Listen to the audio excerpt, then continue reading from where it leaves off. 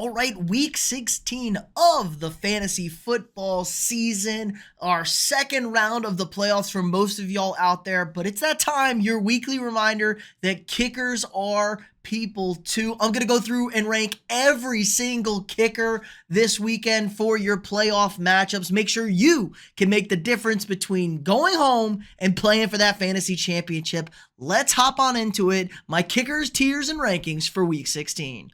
Okay, first and foremost, let's get into it. My must-start guys, my guys, you just start them if you got them. Don't even worry about the matchups. You go ahead and play these guys. We got Chris Boswell of the Pittsburgh Steelers, Ka'im Fairbairn of the Houston Texans, and welcome back Brandon Aubrey of the Dallas Cowboys. He's back up in there. He was the best kicker in the NFL. He's still been great, but the Cowboys now competent on offense, and Aubrey's kicking it good. But now new this week, my automatic bench him guys. These guys, do not play them this week. They are going to cost you. I got Blake Grupe of the New Orleans Saints, Dustin Hopkins of the Cleveland Browns, Graham Gano of the New York Giants, and Joey Sly of the New England Patriots. But let's go ahead and get into our rankings for the rest of these boys. Okay, Nick Folk of the Tennessee Titans. They're taking on the Indianapolis Colts in Indianapolis. And you know what? I'm going to put him in the if you have to category. Folk has been pretty reliable this season, pretty consistent. You're not really going to see many misses, but again, not so many opportunities. I do like the upgraded quarterback with Mason Rudolph. He seemed to move the ball a lot better than Will Levis. They're also going to be indoors at a dome. That helps out a lot as well. Going to get some running the football in with Tony Pollard. Nick Folk, if you have to start him, I think he's okay. Again, just a super limited ceiling, but probably a decent floor for you. He's at least probably not going to miss any kicks for you guys. Okay, Jake Bates of the Detroit Lions heading to the Chicago Bears. Outdoors, bad weather in the Windy City. Bates has been awesome this season, but he's been limited by the fact that the Lions just score so many touchdowns. They forego field goals, and Bates finally missed a 50-plus yard kick. That's, his bugaboo. I bet you Dan Campbell doesn't try any more of those. I think he's a fine start. You just know what the limiting factor here is. The Lions offense is so good, they're going to score more touchdowns than field goals, and I think where he's playing is going to hurt as well. Awful place to kick the football. So Jake Bates, fine to start. Much rather him indoors. So I don't know if you can trust him this week to give you a super high ceiling. Okay, Josh Karty of the Los Angeles Rams going to the New York Jets. And I'm going to put him in the if you have to category after a really solid performance, honestly, against the 49ers in that awful weather. I just think, traveling across country, the Rams are more touchdowns than field goals anyway. It's probably not going to be the best weather, and MetLife sucks to kick the football in. Might be the worst stadium in the league from either end zone. It's just cold, it's windy, it's not good. I'm going to put him in the if you have to category. I just don't think we can foresee a very high day for Karty. Probably not the worst floor in the world, but really just no upside, I think, to him. Okay, Cam Little of the Jacksonville Jaguars. I'm going to put him in the if you have to category. He was actually pretty good last week against the Jets. They're taking on the Raiders, and that's really the biggest thing here. Las Vegas is kind of really bad, but they're not just a total disaster where they're going to completely just give up touchdowns every single drive. I think there could be some opportunities for Little to kick a couple of field goals, but it is the Jaguars. We don't know what we're going to get out of them from a week in and week out basis. They may look great, score a bunch of touchdowns, or they may struggle and you'd be stuck kicking field goals. So I just think it's a little bit too risky for my liking. If you have to play Cam Little, I think you can play him. I don't think he's worth a bench this week, but be warned. Okay, how about Jason Sanders of the Miami Dolphins? He's been really underrated this season. I think he's been super slept on as a kicker overall, but did miss an extra point last week. But they have a very good matchup against the San Francisco 49ers. They are back at home. I think that's going to help out a ton. I love this matchup for Jason Sanders. I think he's in for another good week. I don't love this Dolphins offense, especially the way Tua's been playing last week. I think they could struggle, but they will be good enough against a not very good San Francisco defense. Kick some field goals. They're going to give up a lot of yards, but they do get tough in the red area, San Francisco. So give me Jason Sanders as an awesome start this week. I think he has a really high ceiling and a very safe floor for you guys. Jason Sanders, one of the unsung heroes of fantasy football this year. Okay, Will Lutz of the Denver Broncos. He's been really good this season as well, a little bit slept on. Denver's offense a lot better than people would have expected. They score touchdowns, but they also move the football pretty well. It is a short week. I don't love Thursday matchups at all. It's kind of hit or miss on how good the offenses are going to look. This Chargers defense was awful last week, but they've been pretty good for the season. I think Lutz is a fine start, maybe not a love in this situation just because it's on the road on Thursday night against a pretty good defense. But I think there is an opportunity there where Lutz could have a big week for you. I put him just outside the love matchup. Definitely a fine start. If you don't want to take any risk this week, go ahead, plug and play. Very safe floor for Will Lutz for you this week. Okay, Jake the Snake Moody. I think he's in an if you have to category. Not the best matchup in the world going to Miami. I think the real concern is just, they've been bad offensively. The Niners have been bad. They've been inconsistent. The team feels like they're quitting on Kyle Shanahan. I just don't know what we're going to get. And Jake Moody's been kind of all over the place with his kicking. He was decent last week against the Rams, but he's still kind of all over the place since coming back from injury. It's just a weird season in San Francisco. Don't love this play this week. If you have to play him, I think you can, but I'm just not a huge fan of it whatsoever, just because it's just such a variable experience we're going to get with this 49ers offense, and the Dolphins defense has been pretty good the last few weeks. So I don't love the play, but I think if you have to play him, you can start him. All right, my man Will Reichard. He's been awesome this season as a rookie kicker for the Vikings, coming back from injury. No problems there. Another good week against the Bears, but they're traveling to Seattle. Seattle, not a great place to kick either.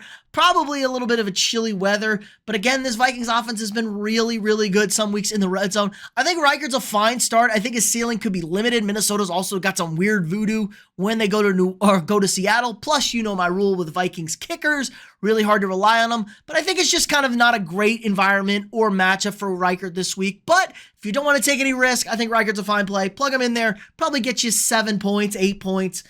Maybe even sprinkles in a 9 for you. Or maybe the Vikings offense explodes and you have a great day. But I think he's a fine start, but don't expect too much from Reichard in just a bad kicking spot. All right, Harrison Butker of the Kansas City Chiefs, a guy who was a start every week guy, but missed a 29-yard field goal last week, coming back from injury, taking on the Texans. Again, this Chiefs team's kind of all over the place.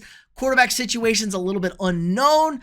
I'm going to put the Butker in the if you have to category. I mean, honestly, let's be realistic. If you have Butker, you're probably going to start him, but you probably may not be holding on to Butker. I think it's just a bad spot. Saturday at home, Kansas City, not a great place to kick in either, even though he's been nails.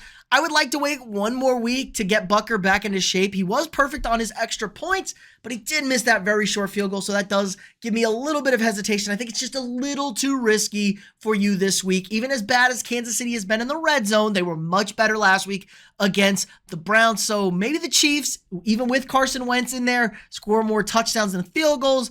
Put Butker in the if you have to category. It's very risky, but you can start him if you want. All right, A.Carlson of the New York Jets taking on the Los Angeles Rams. And as good as the Jets have kind of been offensively, they've been moving the football. I just can't ever trust the Jets, man. I don't know what we're going to get out of the Jets. I'm just going to bench Carlson again, kicking in MetLife. Terrible place to kick the football. And he's been kind of all over the place this season. He's been better than what we had with the Jets, but still, I don't think it's been good enough. I wouldn't play Carlson this week. Too much of a risk for me in too meaningful of a game. Go ahead and bench Carlson if you got him. And if you were thinking about playing him, probably shouldn't. All right, Eddie Pineiro of the Carolina Panthers. I think this is an if you have to start. He's at home against the Arizona Cardinals. Arizona's defense is okay. They're not good. They're not great. They're just, kind of whatever. They can get stops. They can make life difficult. Panthers offense looked awful last week. I think we're going to get a bounce back from the Panthers. And Pineiro's been pretty consistent kicking the football, was the most accurate kicker in the NFL, then missed a couple kicks and no longer is. I think if you have to play Pineiro, I don't know why you would have Pineiro, but who knows? Kicking is weird in some leagues. We could have some super deep formats. So if you're stuck with Pineiro, I think you can start him. Don't have to bench him. But again, very limited at ceiling, but probably a relatively safe floor. All right, this is where we had Younghoe Koo, but of course, after recording, the Falcons stick Koo on the IR. He's done for the season. They pick up Riley Patterson, and you know what? Patterson hasn't attempted a field goal this year, but he's been okay on extra points. I loved this matchup pretty much. I thought Koo was in for a pretty good week, but I think if you have to start Patterson, you're scrambling over there. I think he's a fine start. I don't think you have to bench him. Probably limits his ceiling. I like the potential with rookie starting quarterback Michael Penix. They're playing a bad defense, but where do rookie quarterbacks struggle the most? That's in the red zone. So I'm going to say if you have to start Riley Patterson, I think you can, but it's a real shame. I thought Koo was in for a big week in Atlanta. Okay, Tyler Bass, been a little bit inconsistent kicking the football outdoors in the bad weather. He's let me down a little bit, but he'll miss a kick and then hit a monster 50-plus yarder. So I love this matchup this week. Tyler Bass in Buffalo. I know the weather's probably going to be bad, but they're taking on the Patriots. The Patriots are awful, and the Buffalo Bills offense is a unit right now. Josh Allen is a man on a mission. Even if they don't get into the end zone, they will kick some field goals. And you know what? Even if Bass misses some of those shorter kicks in that 40-yard range, he's really good from 50-plus, man, and those are those bonus points that will get you in your league. So give me Tyler Bass as a love matchup. Great offense, terrible defense they're going up against, and a team that has to keep scoring points. All right, and I'm loving Tyler Bass against the Patriots, so I'm going to head right on over to Underdog. Check it out, Tyler Bass over 3.5 extra points, a little bit higher than normal, but I think Josh Allen's going to keep the train rolling. 10 touchdowns in his last 2 games. They're going to get the hate out on the Patriots, and the Bass man is going to hit those extra points for us. I expect at least 4 touchdowns for Buffalo, probably 5 or 6 if we're being honest. And when you head on over to Underdog, sign up using code THECATCH, you get access to our free Pick 'em of the week. Pair that with Tyler Bass to bonus up your winnings. And when you sign up using code THECATCH, you get up to $1,000 in deposit match. Just sign up using code THECATCH. You get access to those free Pick 'em of the week, plus that bonus cash to use when you make your first deposit. Check out the links down below. Okay, Jason Myers of the Seattle Seahawks, kind of a weird one here. Geno Smith banged up. He may not be in at quarterback, but this Minnesota Vikings defense, one of the best scoring defenses in NFL. They're in the top 4 right now. Also, Seattle's not a great place to kick, but there is a little bit of good mojo with the Seahawks against the Vikings at home. But kickers in general, not been great against Minnesota here. Teams are also been aggressive, going for it on 4th downs. I'm just going to bench Myers, man. I think this could be an ugly, low-scoring affair in Seattle. Maybe not too many opportunities to kick a field goal, and maybe some bad juju out there, potentially a miss. I just don't think it's worth the risk. He's been a guy who's kind of a consistent whatever play each and every week, but I think it's just a bad matchup for him this week. Okay, Zane Gonzales of the Washington Commanders. Is it going to be Greg Joseph? Is it going to be Zane Gonzales? He is questionable. I'm going to lean Zane Gonzales, but either way, I don't think there's much difference between these two guys. It's an if you have to. The Commanders are at home against the Eagles. The Eagles, one of the best defenses in football. Washington's been pretty good on offense, moving the ball, but they have struggled in second halves of games, and they've struggled against some teams, but that's been to the benefit of their kickers, man. I mean, with Seibert out there, they would get stopped in the red zone. They'd kick a million field goals, so that is a positive potentially for Zane Gonzales, but too much injury concern, too much question. But if you're stuck, you got to make a decision. You have Zane Gonzales. You got to plug him in there. Or if you have Greg Joseph, I think you can start them. I don't think they're a bench. I think there will be some field goal opportunities for whatever kicker is in Washington this weekend. Okay, Packers kicker Brandon McManus bringing some major stability to the Green Bay Packers kicking game. And this is just a great matchup. I know it's outdoors, it's in Lambeau, but McManus has been comfortable out there. Give me McManus. I love this matchup. This Saints defense isn't very good, let alone their offense could be atrocious. We don't know who the quarterback is going to be. I think it's going to be a rout on Monday night. Green Bay's got to keep pace with the rest of the teams up top the NFC to try and jockey for a slight outside chance at the division or potentially a better wild card spot. But I just think this is a total mismatch of teams. I love McManus this week. I think he has a huge outpouring of points for you guys. This could be potentially the start of the week. McManus, super high ceiling and a very safe floor in my mind. Okay, Santos of the Chicago Bears. They're playing the Detroit Lions at home. Chicago, not a great place to kick, but it is his home stadium. Santos has had some up and downs. He had the block kick issue. This Detroit defense is so beat up. But I'm just going to bench Santos, man. I can't trust this Bears offense. This organization is a train wreck right now. Caleb Williams giving off all the wrong signals like he's quit. As bad as Detroit is, I think if they're going to score touchdowns, and they're not going to be kicking many field goals, and they're just going to go for it. They passed up several field goals against Minnesota, playing aggressive. They got nothing to lose. So go ahead and bench Santos. I just don't think you're going to get your opportunities this week. All right, Chase McLaughlin of the Tampa Bay Buccaneers, another guy who's been super solid. If you haven't been paying attention, he's been one of the best kickers in the league this season. And you know what? It's a great matchup. Dallas's defense has been playing a lot better lately, which helps out, honestly, because the Buccaneers offense is good. They can run the football. Mike Evans is looking like back at 100%. Baker's playing awesome ball. Defense is doing a good job. I think they're going to get some stops in the red zone, though, Dallas's defense. Make Tampa Bay settle for field goals. Todd Bowles will take those field goals. So I love Chase McLaughlin. They're indoors at home in Dallas, a great place to kick the football. Love this matchup this week. Another guy who could be a huge performance for you guys this weekend. Love me some Chase McLaughlin. Okay, Chad Ryland of the Arizona Cardinals going to Carolina. You know what? Carolina's just been so bad defensively. As much as the Cardinals have struggled on offense, I think they're going to have a nice week. I think they're going to score, and we know the struggles this team has had in the red zone. Now, are they going to get aggressive and start going for everything because they have to win the football game? I don't know. I think Carolina's just bad enough where you're going to take your points and be okay with it. So I like Chad Ryland this week. I think he's a fine start for you guys. Maybe not the highest ceiling in the world, but I think a relatively safe floor against a bad Panthers defense. Okay, Jake Elliott of the Philadelphia Eagles. He's been all over the place this year, kicking, man. He's been good. He's been awful. He's just been way too inconsistent for me. I think he's an if you have to start him this week. As much as I like Jake Elliott, it's a bad matchup outdoors against the Commanders defense, who's kind of up and down defensively. And the Eagles offense scores touchdowns, man. They're hyper aggressive with Nick Sirianni. I don't think he trusts Jake Elliott as much anymore. So I'm going to go ahead. If you have to have Jake Elliott, if there's nobody else out there on the waivers to pick up, I know a lot of you guys have had Jake Elliott. I have Jake Elliott in one of my leagues. I'm going to be looking to make a move at kicker. I think he's a fine, if you have to start him, you can, but just don't expect too much. I could easily have another couple of missed kicks. So if you have to start Jake Elliott, you can, but don't be expecting a big performance from him.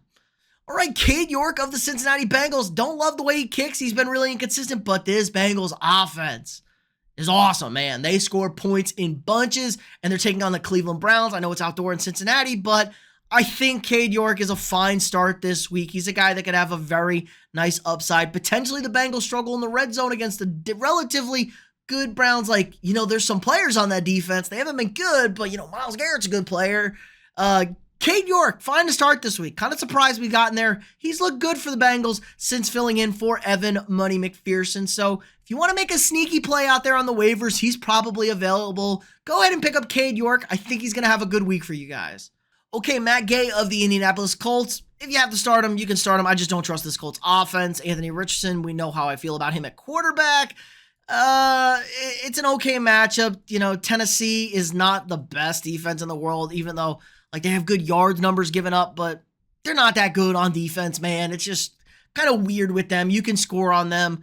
I just don't trust Anthony Richardson in this offense. If you have Matt Gay, you don't want to make a move, you can start him, but just don't expect anything too much. Plus, he's been pretty inconsistent from distance this year. Matt Gay if you have to. Okay, Daniel Carlson at home taking on the Jacksonville Jaguars. Yeah, not touching this with a 10-foot pole. Carlson's up and down consistency-wise.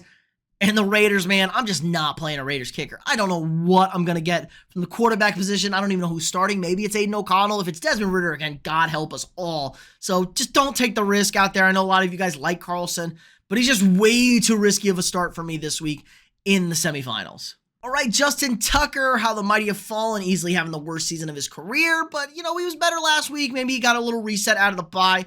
I think he's a fine start this week. I don't love it, but he's been good on extra points if the Ravens are scoring touchdowns. Pittsburgh is a tough defense to go against. It is at home in Baltimore. It's going to be a little bit later in the afternoon.